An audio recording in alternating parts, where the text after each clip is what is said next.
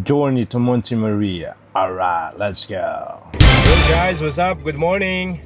What's up, Desi Pam? This is Ate, Ninya, Mama, at ako. So, for today's video guys, pupunta kami ng Batangas sa may Monte Maria. Alright, let's go! Sa bawat pamilya, may mga araw na hindi mo na ulit nababalikan. Pero pwede mong balikan sa alaala. At itong araw na to, nagsimula lang sa simpleng plano. Matagal na plano na. Road trip papuntang Monte Maria. Kotse, baon, tawa, at yung excitement, parang bata ulit ang lahat. Habang umaandar ang sasakyan, ramdam ang sariwang hangin at tanawin na unti-unting nag-iiba. May kumakanta sa likod, may kumukuha ng video sa bintana, at may tulog na si ate. Mahihiluhin kasi yan eh. Kahit 10 minuto pa lang ang biyahe, wala, tulog na. Pero sa totoo lang, doon pa lang, ramdam mo na. Iba talaga kapag buo ang pamilya. Kahit saan ka dalhin, parang home. Alright, let's go. At eto na nga, papasok na kami ng expressway going to Batangas. Alright. Habang tumatakbo ang sasakyan sa mahabang kalsada, sobrang haba kasi expressway. Ramdam namin ng saya at excitement. Sobrang nakaka-excite talaga puntahan yung hindi mo pa talaga napuntahan.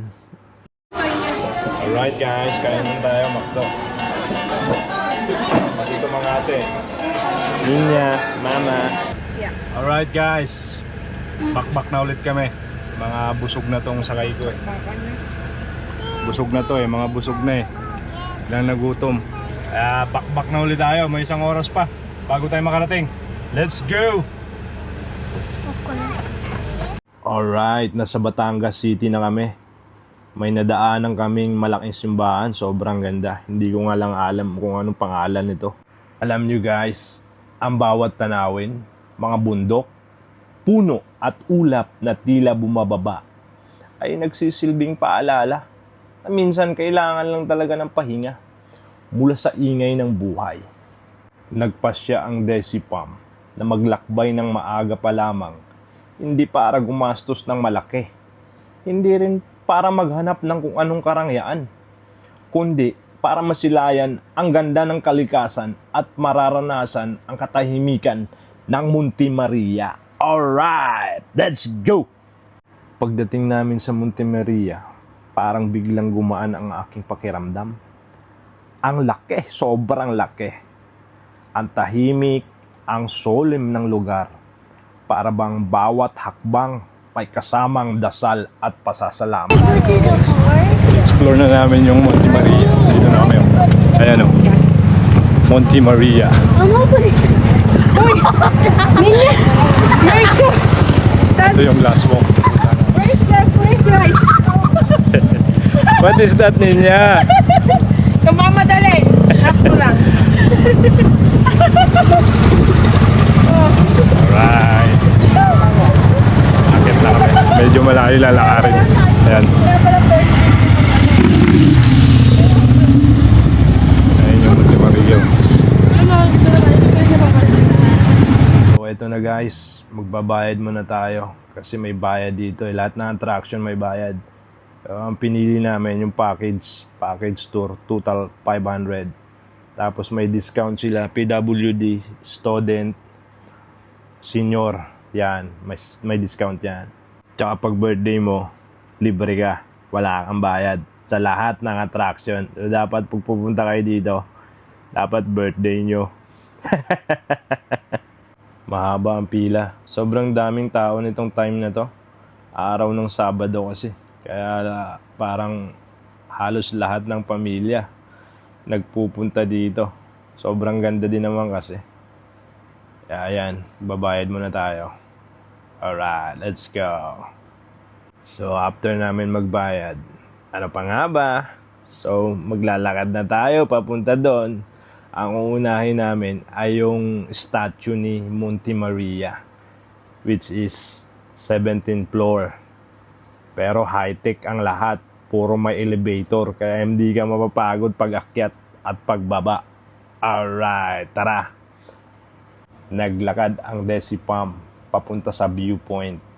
Yun ang uunahin namin, yung statue ng Monte Maria. Sobrang ganda. Alright! Thank you! Sobrang ganda dito sa taas. Parang pinturang buhay. Daming nagpipicture, may nagbibideo. At higit sa lahat, huwag natin kalimutang magpasalamat sa itaas. Thank you, Lord. Mainit sa taas. Habang nasa elevator kami pababa, kwentuhan dito, tawanan doon. Yung simpleng, ang ganda dito, nagiging bonding. Yung simpleng, tara picture tayo, nagiging memory yan. May mga candid moments na hindi kailangan ng filter. Papasok na kami. Last walk.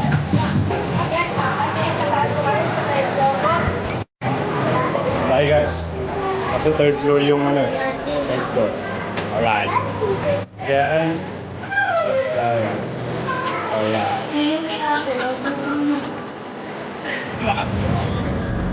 Buti mo. Ang ganda. Ano? Kaya mo? Kaya mo, kaya mo. Pag di kaya, uwi na tayo. Ano? Ako, basic sa akin. Ayan, mababaw lang yan, no? Ang babaw lang naman ito. Ate, may tibay siya. Oo naman. Tibay. Kung hindi na matibay, ilang ano pa lamang ang nakadaan dyan. Sobrang taas. Ang ganda, oh. Ito na talaga yung glass walk. Yan, papunta doon. Tapos paikot. Ganda, oh. Ano? Hawakan mo, te. Kaya mo na dali niya. Kaya mo na dali. Sige na, te. Da-da-da-da. Da-da-da-da. Are you scared? Ha? Are you scared? No. Are you scared? No? No? Tapang talaga to, oh. Tapang talaga. Yeah, come on na, dali na. Come on na, let's go na. You don't like it? Why? Why you don't like it? Don't look at the ground. Just Come look on, at up. Come on, dali na.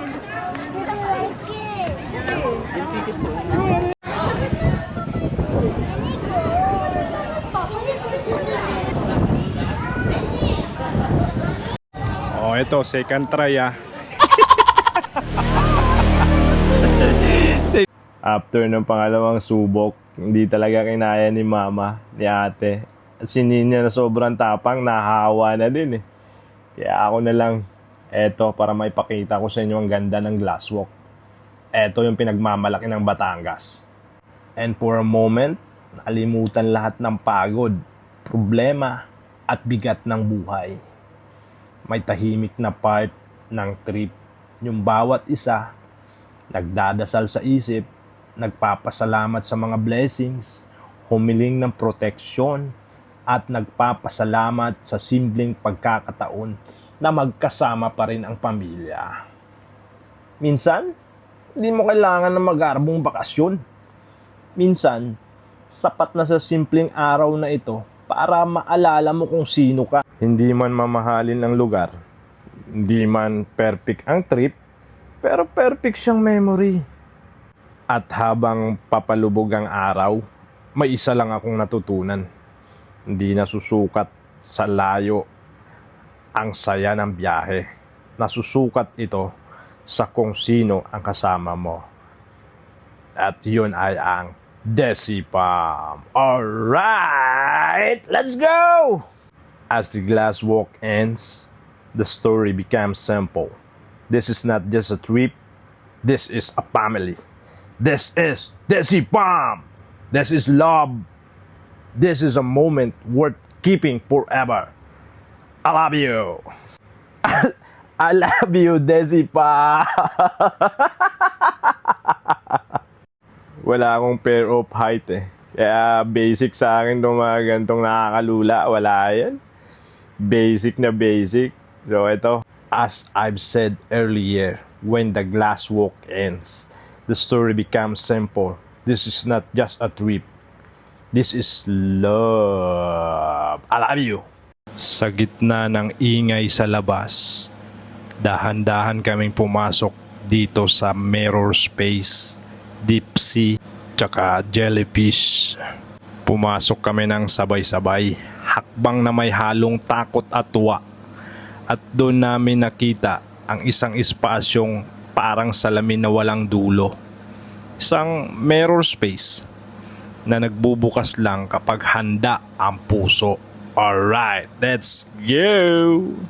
Paglapit namin, parang hinihila kami ng liwanag, hindi para takutin, kundi para dalhin sa mas malalim na mundo, sa isang deep sea, kung saan kumikinang ang dilim at ang bawat aninong gumagalaw ay nagiging sining. Dahil sa mirror space, ang bawat liwanag ay may kahulugan. Kung ano ang nasa loob mo, nagre-reflect sa mundo, sa paligid mo. At nakita namin na kahit saan kami dalhin, kahit gaano kalalim, bit-bit namin ang liwanag ng isa't isa. At nang maglaho ang mahiwagang portal, pumasok na kami dito sa jellyfish. Mas buo, mas konektado, mas malinaw ang puso. Alright! Ang Decipam parang jellyfish sa dilim. Tahimik, simple, pero kapag may ilaw, ang Decipam ang pinamagandang bagay na makikita mo. Dahil minsan, kailangan mong sumilip sa isang mundo na hindi totoo sa mata, pero totoo sa kaluluwa para maalala mo. Eto na yung huli, ang mirror deck. Aakyatin na namin. Tara, samahan nyo kami. Hindi ito ordinaryong deck. Ito'y sahig na yari sa mga salaming tila nagtatago ng mga sariling alaala. I'm ready. Are you ready? I'm ready. Let's go! Go. Mama, ready? Sabi nila, kapag tumapak ka rito, makikita mo hindi lang ang refleksyon mo, kundi pati mga bagay na hindi nakikita ng mata, yung tunay mong damdamin, takot at mga pangarap na tinatago mo kahit sa sarili mo. Pagdating namin sa taas, sa gitna, kumislap ang sahig na parang alon ng liwanag. Unti-unting lumitaw ang refleksyon namin. Pero hindi kami iyon na nakikita namin araw-araw sa salamin. Nakita namin ang sarili na mas matapang, mas payapa, at mas masaya. Para bang ipinapakita ng mirror deck kung sino talaga kami kapag pinili naming maniwala sa sarili na. Alright guys, hanggang dito na lang. So see you for my next vlog. Bye bye. Bye bye Mama Mary. Bye bye ate. Bye bye Ninya. Bye bye Mama. Bye bye.